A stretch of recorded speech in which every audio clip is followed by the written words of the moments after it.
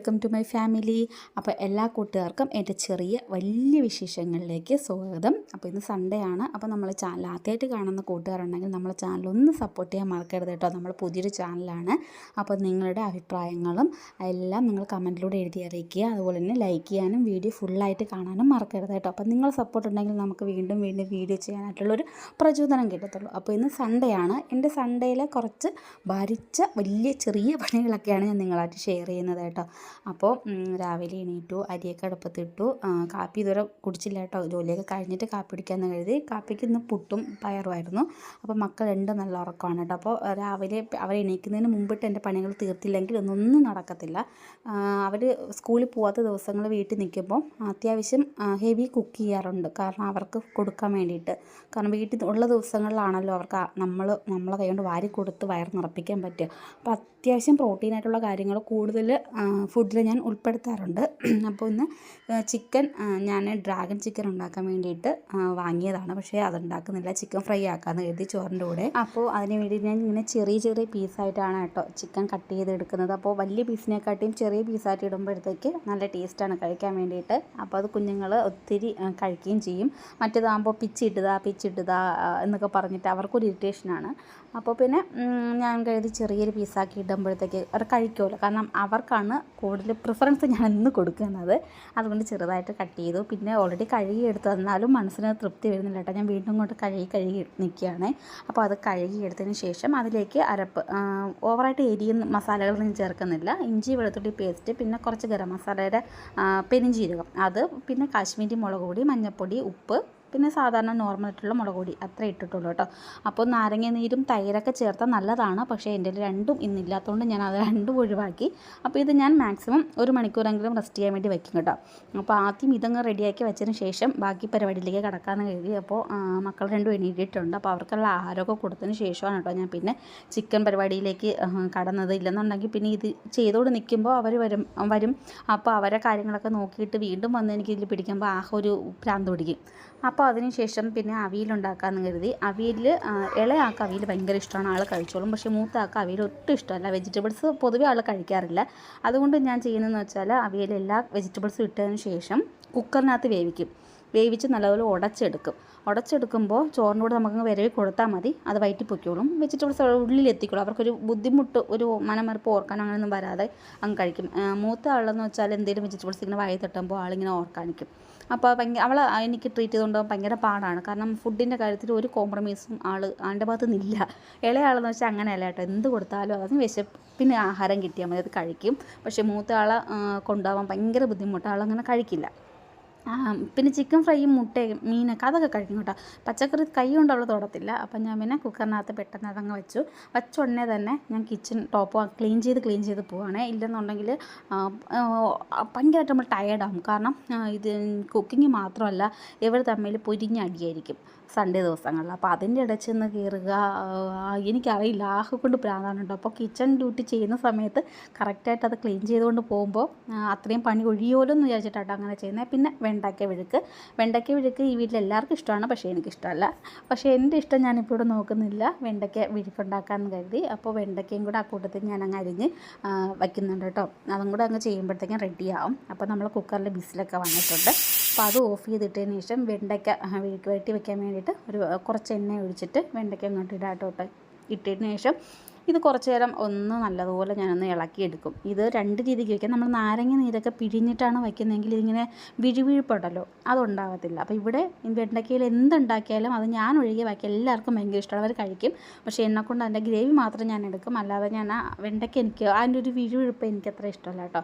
പിന്നെ കുറച്ച് ഉപ്പും കൂടെ ഇട്ടതിന് ശേഷം കുറച്ചും കൂടെ ജസ്റ്റ് തീ ഒന്ന് കുറച്ച് വെച്ച് നല്ലതുപോലെ ഒന്ന് ഇളക്കിയെടുക്കുക. എന്നിട്ട് നമ്മൾ കുറച്ച് നേരം അത് സിമ്മിൽ തന്നെ ഇട്ടതിന് ശേഷം അടച്ചു നോക്കുക. കാരണം വളരെ സിമ്പിളായിട്ടുള്ളൊരു കാര്യമാണ് വെണ്ടയ്ക്ക വിഴുക്ക്. ഭാരിച്ച പണികളൊന്നും അല്ല.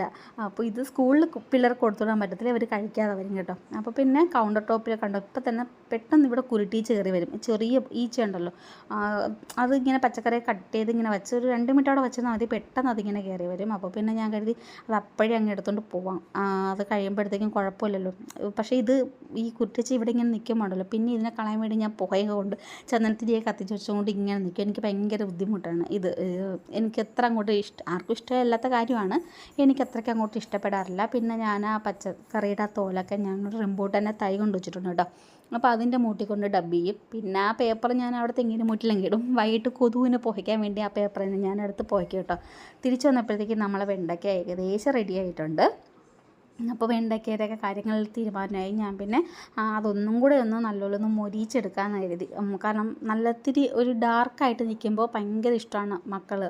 മൂത്താളല്ല, ഇളയാൾ കേട്ടോ, ഇളയാൾ കഴിക്കും. പിന്നെ ഒരു തോരനും കൂടെ ഉണ്ടാക്കാമെന്ന് കരുതി. അപ്പോൾ ഈ തോരൻ്റെ ഈ പയറൊരു പ്രത്യേകതരം പയറുണ്ട്, ഞാൻ അതിന് മുമ്പ് കണ്ടിട്ടില്ല, ഞാൻ കഴിച്ചിട്ടുമില്ല. അപ്പോൾ നമ്മൾ ലുലുവിൽ പോയപ്പോൾ വാങ്ങിയതാണ്. പക്ഷെ കാണുമ്പോൾ നല്ല രസമുണ്ട് കേട്ടോ. ഇല്ല മഞ്ചടിക്കുരു പോലെ നല്ലൊരു അടിപൊളി, എന്താ പറയുക, നല്ലൊരു, എനിക്ക് ഭയങ്കരമായിട്ട് ഇഷ്ടപ്പെട്ടു. നല്ല രസമുണ്ട് അത് കാണാൻ.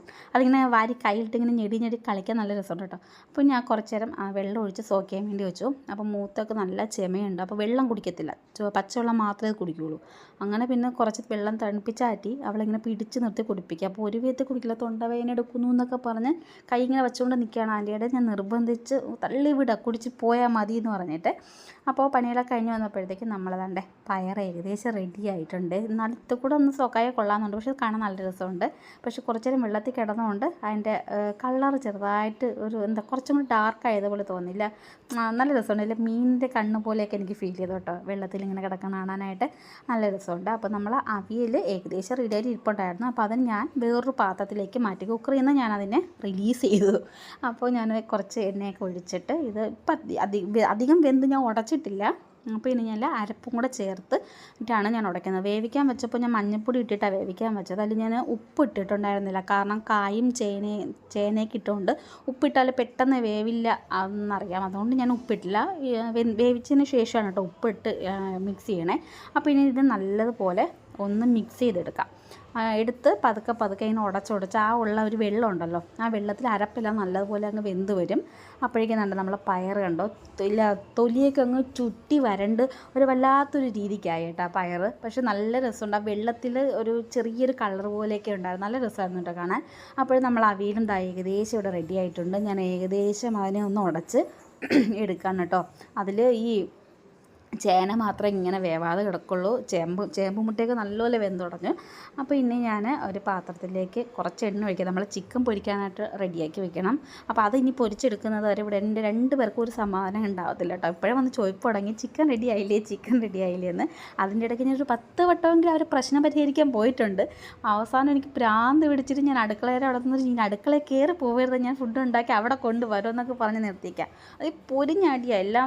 ഈ സൺഡേസ് അങ്ങനെയാണല്ലോ, മക്കൾ വീട്ടിൽ ഉണ്ടെങ്കിൽ പരസ്പരം രണ്ടെണ്ണം ഭയങ്കര അടിയായിരിക്കത്തില്ലേ, എൻ്റെ ടോയാണിത്, നിൻ്റെ ടോയാണ്, അമ്മ ഇങ്ങോട്ട് വാ എന്നൊക്കെ പറഞ്ഞ് ഭയങ്കര ബഹളമായിരുന്നു കേട്ടോ. എനിക്ക് വട്ടു പിടിച്ചു. ഞാൻ പറഞ്ഞ് സൺഡേ നിന്നെയൊക്കെ കൊണ്ട് ഞാൻ ഈ ട്യൂഷനാക്കും, എന്തെങ്കിലും കൊണ്ട് ചേർക്കും എന്നൊക്കെ പറഞ്ഞ് ബഹളം ഉണ്ടാക്കി.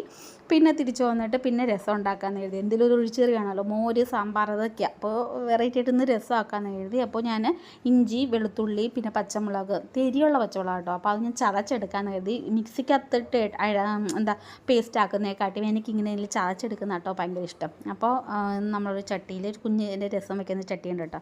അപ്പോൾ ആ ചട്ടിയിൽ എണ്ണയൊക്കെ ഒഴിച്ചിട്ട് ബാക്കിയുള്ള സംഭവങ്ങളിട്ട് നമുക്കൊന്ന് വഴറ്റിയെടുക്കാം. എനിക്ക് പാചകം ചെയ്യാനായിട്ട് ഏറ്റവും കൂടുതൽ ഇഷ്ടം നമ്മൾ പഴമയിലെ സാധനങ്ങൾ കുക്ക് ചെയ്യാനായിട്ട്, മൺതവി പിന്നെ ഈ എന്താ പറയുക, മൺതവിയില്ല ചിരട്ടത്തവി, പിന്നെ ഈ മംഗലങ്ങൾ, ഇതിലൊക്കെ ചോറ് വയ്ക്കാനൊക്കെ ഭയങ്കര ഇഷ്ടം. പക്ഷേ ഭയങ്കര പേടിയാണ് എനിക്ക് ഗ്യാസിൽ വയ്ക്കാൻ, കാരണം നമ്മൾ യൂട്യൂബൊക്കെ തുറക്കുമ്പോൾ ഈ ചട്ടിയൊക്കെ പൊട്ടി തെറിക്കുന്നതൊക്കെ കണ്ടിട്ടില്ല. അതുകൊണ്ട് എനിക്ക് ഭയങ്കര ഒരു പേടിയാണ് ഇതിനെ കൈകാര്യം ചെയ്യാൻ. അടുപ്പിലാണെങ്കിൽ എനിക്കത്ര പേടിയില്ല, പക്ഷേ എനിക്ക് ഗ്യാസിൽ വെച്ചിട്ട് ഭയങ്കര പേടിയാണ് കേട്ടോ. അപ്പോൾ ഞാൻ നമ്മൾ രസത്തിൽ കുറച്ച് ഉലുവപ്പൊടിയും കൂടി ഇട്ടിട്ട് നല്ലപോലെ മിക്സ് ചെയ്ത് എടുക്കുന്നുണ്ട്. ഞാൻ സാധാരണ രസം വയ്ക്കുമ്പോൾ അതിൽ മഞ്ഞൾപ്പൊടി മുളക് പൊടി ഇതൊക്കെ ഇട്ടിട്ടൊക്കെ ചെയ്യുന്നത്. ഇന്ന് അതൊന്നും ഇല്ലാതെ ഒരു രസം ഉണ്ടാക്കാമെന്ന് കരുതി. അപ്പോൾ നല്ല പുറത്തെല്ലാം കാറ്റുണ്ട് കേട്ടോ, നട്ടുച്ചയാണെങ്കിൽ നല്ല കാറ്റുണ്ട്. പിന്നെ കുറച്ച് കായവും കൂടെ ഒക്കെ ഇട്ട് നല്ലപോലെ ഒന്ന് മൂപ്പിച്ചെടുക്കാൻ കേട്ടോ. അപ്പോൾ രസം ഇവിടെ എല്ലാവർക്കും കുഴപ്പമില്ലാതെ ഇഷ്ടമാണ്. പക്ഷേ എരി ഉണ്ടെങ്കിൽ മക്കൾ രണ്ടും കഴിക്കില്ല, അവർക്ക് ഭയങ്കര പാടാണ് എരിയൊക്കെ കഴിക്കാനായിട്ട്. അപ്പോൾ പിന്നെ നമ്മൾ സോക്ക് ചെയ്ത് വെച്ചിരുന്ന പുളിയും കൂടെ ഇതിലേക്ക് നല്ലപോലെ അങ്ങ് പിഴിഞ്ഞൊഴിക്കാൻ കേട്ടോ.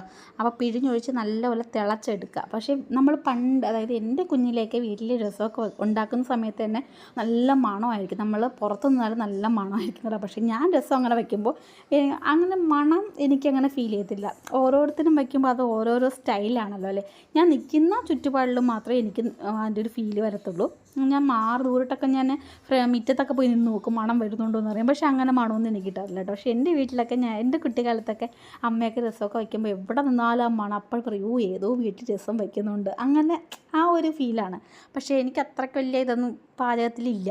പിന്നെ ഞാൻ ആ തോരൻ, അപ്പോൾ അതിൻ്റെ ഇടയ്ക്ക് കറണ്ട് പോയി. ഇപ്പോൾ തോരൻ വയ്ക്കാൻ വേണ്ടി അപ്പോൾ പയറൊക്കെ കറണ്ട് പോയുണ്ട് വീഡിയോ എടുക്കാൻ പറ്റില്ല കേട്ടോ. അപ്പോൾ നമ്മളെ ഇന്നത്തെ വീഡിയോ ഇത്രയേ ഉള്ളൂ. വീണ്ടും ബാക്കി വിശേഷങ്ങളൊക്കെ നാളെ പറയാം. കാരണം കറണ്ട് ഇങ്ങനെ പോയി നിൽക്കുന്നുണ്ട്, എനിക്ക് വീഡിയോ എടുക്കാൻ പറ്റിയില്ല.